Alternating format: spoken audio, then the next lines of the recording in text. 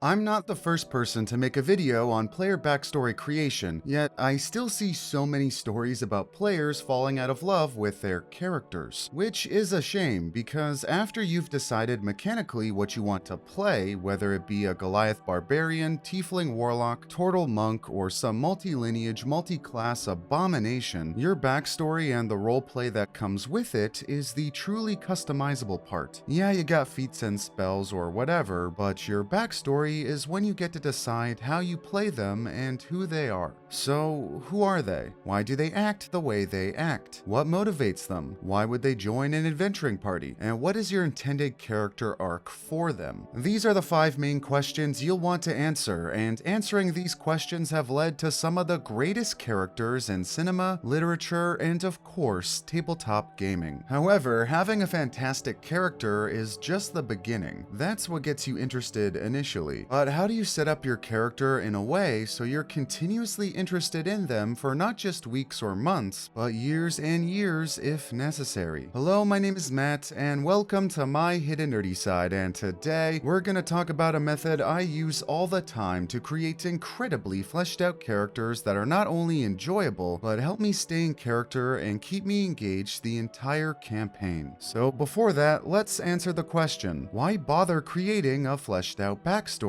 And it's a good question. What's the point? Well, think about who you are and how you make decisions in everyday life. Say you and your friends are planning a trip and are deciding on whether to drive or fly. Everyone is wanting to fly since it will be faster, but you have a fear of flying. Because of this, you decide to try and convince your friends to drive instead. However, based on your previous interactions, you're afraid your friends might tease you, so instead of telling your friends the truth, you try to convince them to drive instead of fly because it will be cheaper. Maybe the quote-unquote right thing to do would have been just to tell your friends the truth, but you chose to go a different route regardless because you care too much about what others think. So, a situation was placed before you, and based on who you are and your past experiences, you made a decision. Well, in D&D, you are going to be put in many situations, and if you're interested in staying true to the character that you created, it's much easier to do so if you have a fleshed out backstory that shapes your personality and helps guide you to the decision your character would probably make. So, if you're into total immersion and role-playing to the best of your ability, a solid backstory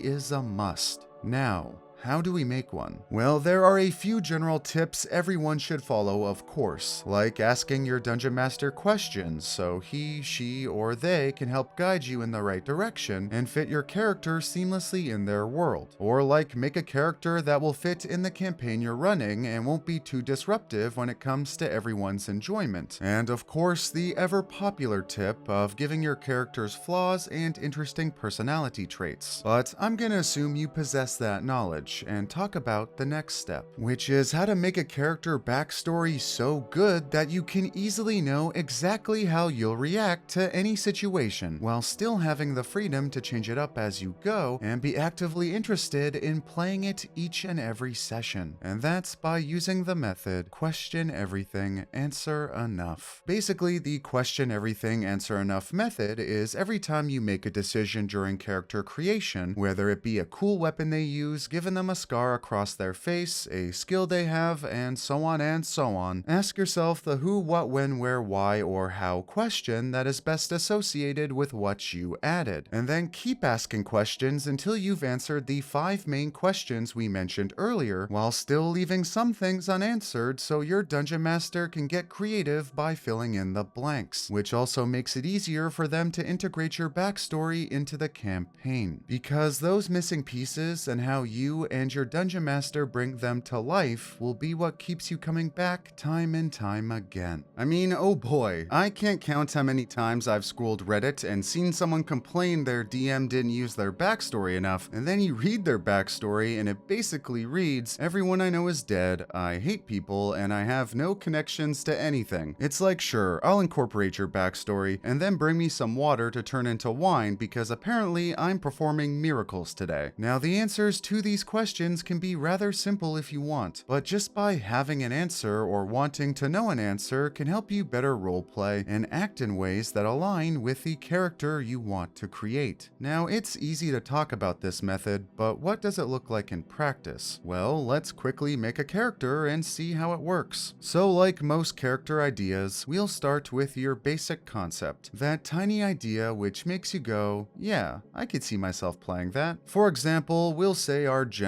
idea is a dwarf wizard named Torben, and Torben is a shy, awkward kid who stumbles over his words and believes everything that comes out of his mouth is wrong. On top of that, he's even short by dwarven standards, coming in at under a foot taller than average. So this is a simple way to answer our first question, who are they? Which is essentially the basics about your character, like their name, lineage, class, personality traits, and flaws. It's not a backstory yet, it's just a concept, but I can already see a few fun things we can do with this, like submitting to whatever the loud barbarian says the party should do out of fear and insecurity, quietly trying to persuade a bandit leader to stand down since you don't want to fight, and the sad puppet shows you can put on with your minor illusions, aka your friends. It's adorable, can lead to laughs, and can also lead to great character growth. But our next step is answering why do they act the way they act. This one is self-explanatory. You're essentially building a solid foundation as to why your character's behavior is the way it is. So, why is Torben so shy? Well, what if being such a small and weak dwarf made him a social outcast, since he was not physically capable of the many physical tasks demanded by dwarven men in his city, such as being a soldier, blacksmith, and so on. In his city, being a traditional manly man was the goal his people were meant to aspire to, but Torben was obviously unable to become such a thing, and so he turned to books and other solitary pursuits. But is that all? Well, maybe on top of that, spellcasting was seen as wimpy or cowardly among his people, and so he shut himself away even further by practicing his spellcasting in secret. But why did he choose to practice spellcasting? Well, maybe books were a nice escape, but actively working towards something like spellcasting gave him a purpose in life. And also maybe to fill the loneliness he was feeling, he practiced conjuration and illusionary magic to create magic creatures so he would feel less alone. And look at that, we now have two wizard subclass roots we may want to choose to help with that flavor.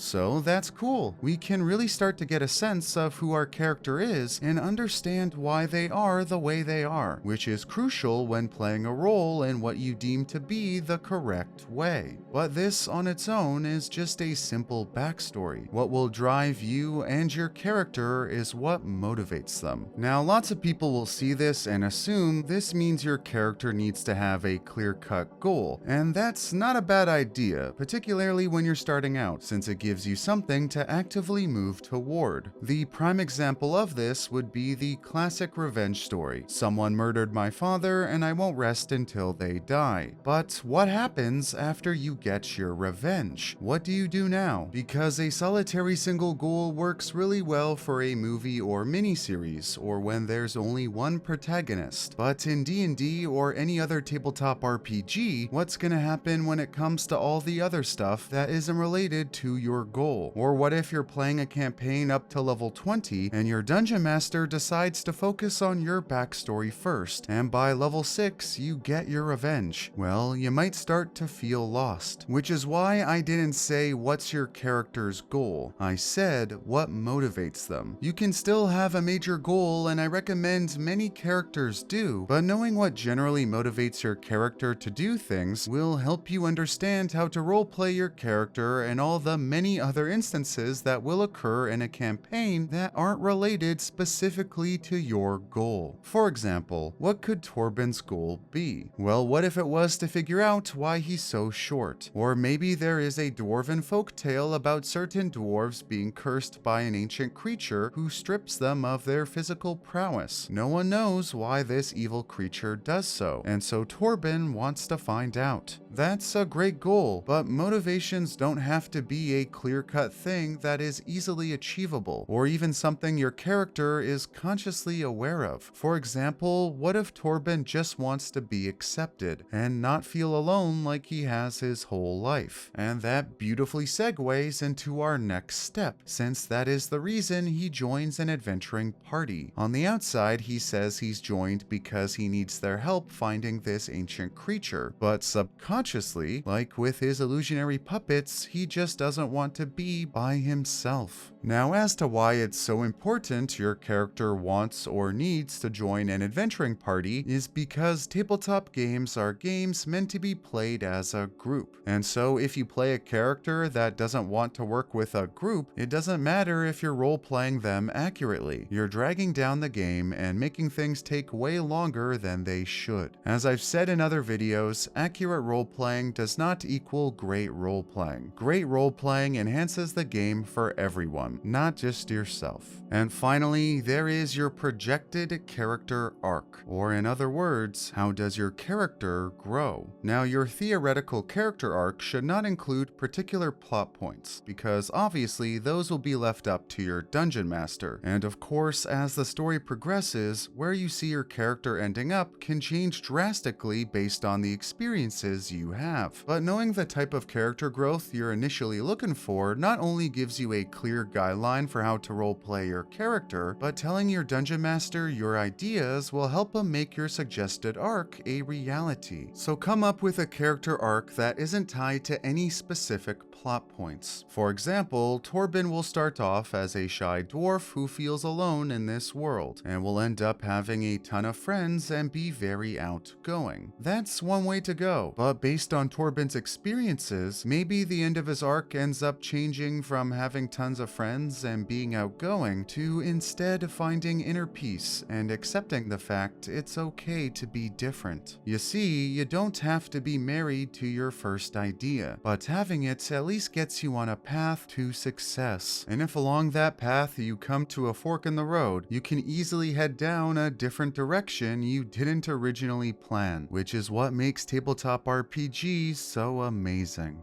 So look at that. After answering just a handful of questions, we now have a well-rounded character. But that's not all to this method, because again, the method is called question everything, answer enough. And the answer enough part is what's crucial to keeping you engaged. Basically, you want to leave enough interesting bits so your dungeon master can put them into your campaign. You want to leave enough questions to be answered so your dungeon master can surprise you with your own backstory.